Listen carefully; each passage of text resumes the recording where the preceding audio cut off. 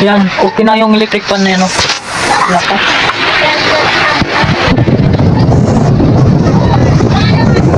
Yan, pagkuha na lang. So, ganyan lang yung pag-ayos.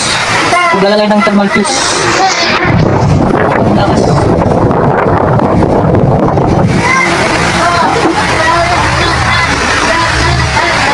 Malakas. Hindi ko na lang.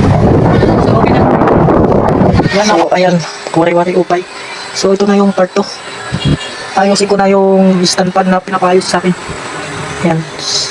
So, yung sira nito ay thermal fuse. Yan. Kapag walang ugong, ayaw gumana. Yan. Tingnan mo yung thermal fuse. So, bago pa to, nasira na. Yan. Ayusin ko. So, tuturuan kita kung paano ilagay yung thermal fuse. Yan. So, tara. Ayusin ko na to. Yan. Bago yan, titestirin.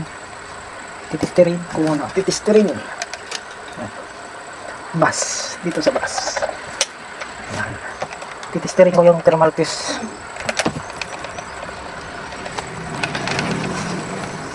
Bago ko ilagay.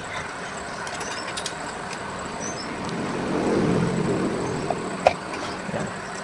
Pag tumunog, okay pa yan.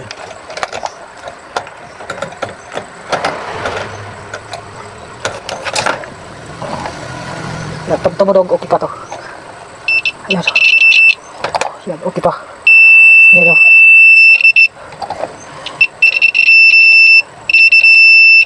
Yan. Okay pa. Buo pa. So, paano ba maglagay? Thermal fuse sa electric pan. So, madali lang yan.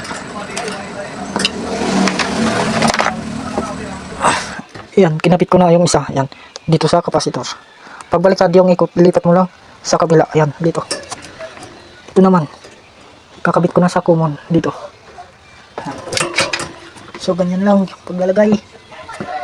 Thermal fuse.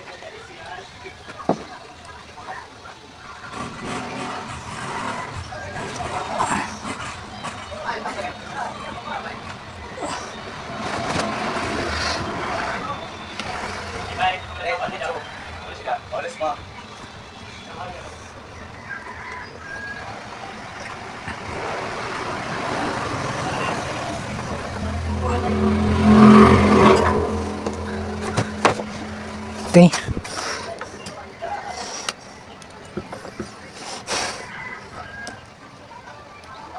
Common papunta sa kapasitor. So, ganyan yung paglalagay ng thermal fuse sa electric pan. Yan, dito ko inilagay yung kanyang thermal fuse para yung init maditik. So, ayan. Okay na yung electric pan mo. Yan. Gumagana na. Yan o. Yan. Okay na to. Pagkuha na lang to. Yan. Yan o. So, pag malakas yung ilaw na yan, ibig sabihin, shorted dito. Tapos, hindi umiikot. Yan. Okay na to. Yan. Okay na. Gumagana na. Yan. Maraming salamat po sa nanood dyan. So, yan lang. Yung paglalagay ng thermal fuse ng electric pan. Yan. So, ganyan lang guys. Maraming salamat.